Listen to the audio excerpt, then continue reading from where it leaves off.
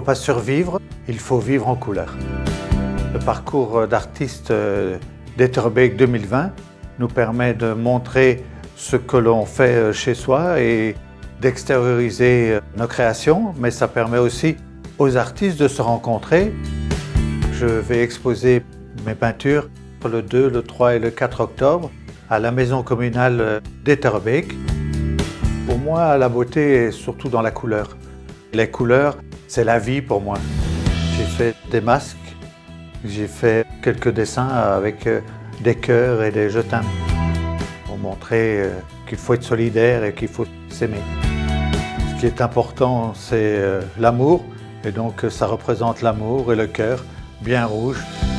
Quand il y a une actualité qui me choque, je veux absolument essayer de montrer mon soutien à la personne ou à la cause qu'il faut défendre. J'ai fait des têtes concernant le racisme, vu la mort de George Floyd. J'ai voulu représenter tous des visages identiques avec des couleurs des visages différents.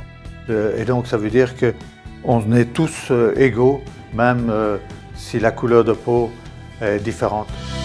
Les visages, c'est l'expression, et donc ça permet ce qu'on appelle la communication non verbale, qui parle, enfin qui me parle en tout cas.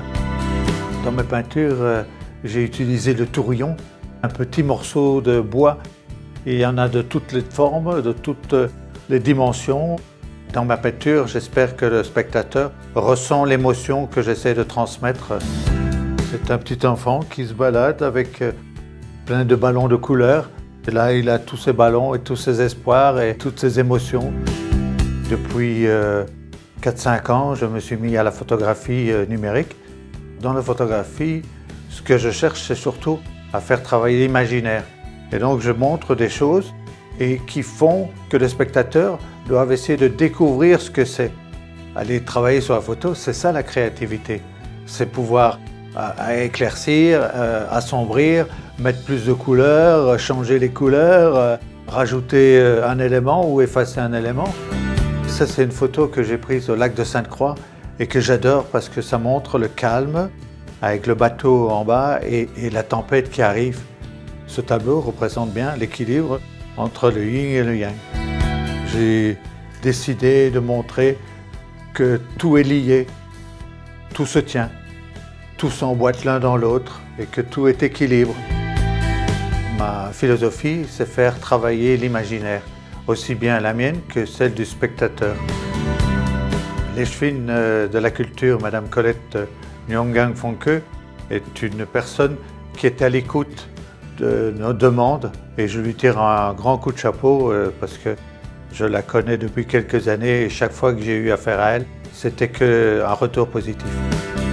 Le parcours d'artiste d'Etterbeek 2020, c'est une expérience extraordinaire.